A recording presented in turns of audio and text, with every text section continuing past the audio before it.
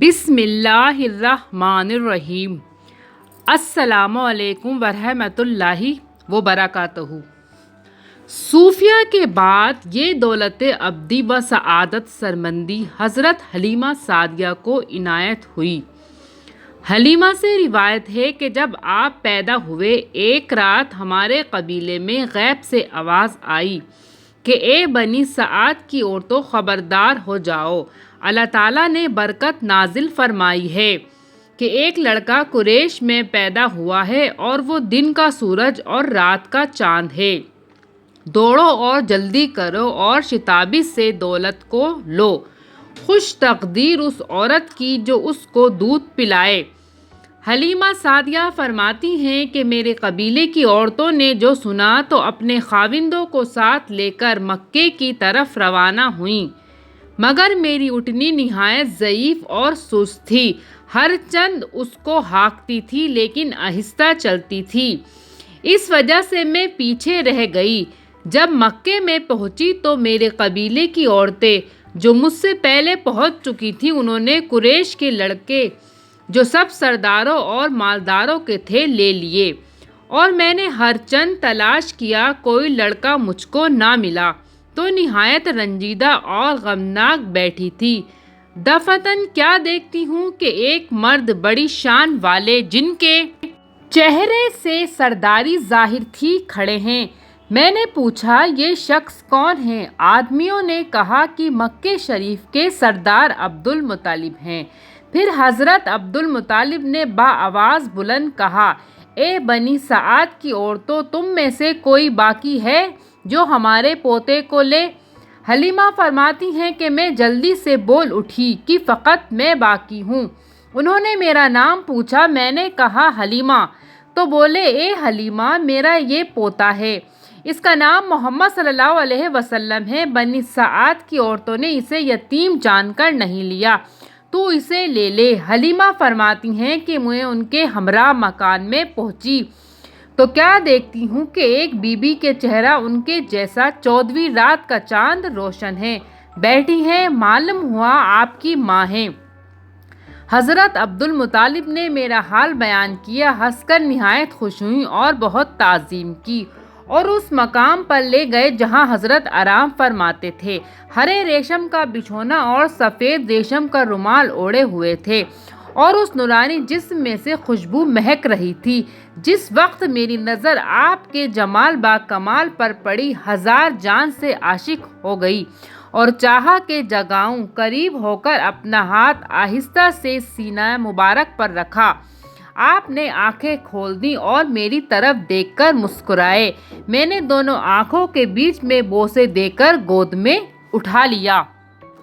روایت ہے کہ بی بی حلیمہ آپ کو لے کر 3 دن مکہ معظمہ میں رہیں، پھر رخصت ہوئیں۔ جب اپنے مکان پر آئیں، ان کے شوہر نے حضرت کو دیکھا تو بہت خوش ہوئے اور سجدہ شکر ادا کیا۔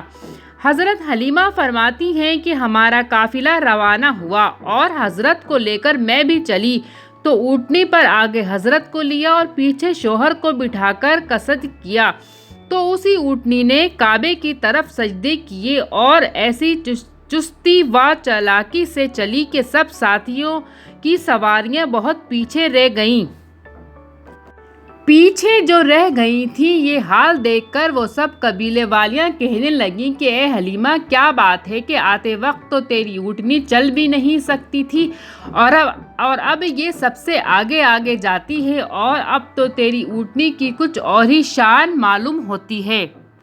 اب خدا کی قدرت دیکھیے کہ وہ اونٹنی کہنے لگی، قسم خدا کی، میرے اوپر خاتم الانبیاء حبیب پروردگار صلی اللہ تعالیٰ علیہ وسلم سوار ہیں۔ پھر حضرت حلیمہ فرماتی ہیں کہ میرے کان میں غیب سے آواز آئی کہ اے حلیمہ، اب تیرے نصیب جاگے، کیونکہ تیری گود میں حبیب خدا احمد مجتبیٰ محمد صلی اللہ تعالیٰ علیہ وسلم ہیں، جو تمام مخلوقات جن و بشر کے سردار ہوں گے، اور ان کی سب کائنات فرما بردار ہوگی، اور کہتی ہیں کہ جس منزل میں جا کر قیام کرتی آپ کی برکت سے اللہ تعالیٰ اس مقام کی گھاس اور درختوں کو سربز و شاداب کر دیتا۔ جب میں گھر میں پہنچی تو آپ کے قدم کی برکت سے میرے گھر میں اور ساری بستی میں بہت برکت ہوئی اور میری سب بکریاں بیائیں اور کثرت سے دودھ دینے لگیں۔ میرے سب جانور موٹے تازے ہو گئے۔ جب میری قوم نے یہ حال دیکھا تو اپنی بکریوں کو ساتھ چرانے لگے اور میرے یہاں سے حضرت کے پاؤں کا دھون لے جا کر اپنے جانوروں کی حوض میں ڈالنے لگے تو ان کے جانور بھی موٹے تازے ہو گئے اور کثرت سے دودھ دینے لگے، اور میرے قبیلے کی بکریاں حضرت کو اکثر سجدہ کرتی اور پاؤں مبارک کو چومتی، اور اللہ تعالیٰ نے سب کے دل میں آپ کی محبت ڈال دی اور سب کو آپ پہ اعتقاد بڑھ گیا۔ جس کسی کو کوئی بیماری ہوتی آپ کا ہاتھ اپنے جسم سے لگاتا، مرض دور ہو جاتا، اور جس جگہ ہاتھ لگاتا تھا خوشبو آنے لگتی۔ اور حلیمہ فرماتی ہیں جس روز سے آپ میرے یہاں تشریف لائے مجھے چراغ روشن کرنے کی ضرورت نہ رہی۔ آپ کے چہرے انور کے نور سے مکان روشن رہتا تھا، اور جب کسی اندھیری کوٹری میں رات کو جانے کی ضرورت ہوتی تو حضرت کو گود میں لے جاتی تو وہ کوٹری روشن ہو جاتی، اور وہ چیز مجھے لینی ہوتی وہ بے تکلف اس نور کی روشنی میں لے لیتی۔ حضرت حلیمہ فرماتی ہیں کہ جب میں چاہتی کہ حضرت کا منہ دھلاؤں تو خود بخود غیب سے صاف ہو جاتا تھا، مجھے نہلانے دھلانے پوچھنے کی حاجت نہ ہوتی تھی۔ آپ کے بڑھنے کا یہ حال تھا کہ 1 مہینے میں اتنا بڑھتے تھے کہ اور لڑکے 1 برس میں اتنا بڑھتے۔ دوسرے مہینے میں آپ ہاتھوں کے زور سے گھٹنوں چلنے لگے، اور 5ویں مہینے میں آپ نے پاؤں کی قوت سے اچھی طرح چلنے پھرنے لگے، اور 9ویں مہینے میں بفصاحت تمام کلام کرنے لگے، اور سب سے پہلے یہ کلام فرمایا اللہ اکبر الحمدللہ رب العالمین سبحان اللہ بکرتم و اصیل۔ پھر نہایت عقل مندی کی باتیں فرمانے لگے، اور کہیں لڑکوں کو کھیلتے دیکھتے تو ان کو منع فرماتے، اور اگر لڑکے کھیلنے کو آپ سے کہتے تو آپ فرماتے کہ ہمیں اللہ تعالیٰ نے کھیلنے کو پیدا نہیں کیا ہے۔ ماشاء اللہ، سبحان اللہ، کیا شان ہے ہمارے مصطفیٰ حضرت محمد مصطفیٰ صلی اللہ تعالیٰ علیہ وسلم کی۔ ناظرین، میں امید کرتی ہوں کہ آج کی ویڈیو آپ کو پسند آئی ہوگی۔ ویڈیو پسند آئے تو میرے چینل کو سبسکرائب کر دیجئے، ویڈیو کو لائک کر دیجئے۔ اسی طرح کی اور ویڈیو کے ساتھ ملتی ہوں میں آپ سے اگلی بار۔ تب تک اپنا بہت سارا خیال رکھیے، دعاؤں میں یاد رکھیے۔ اللہ نگہبان۔ السلام علیکم۔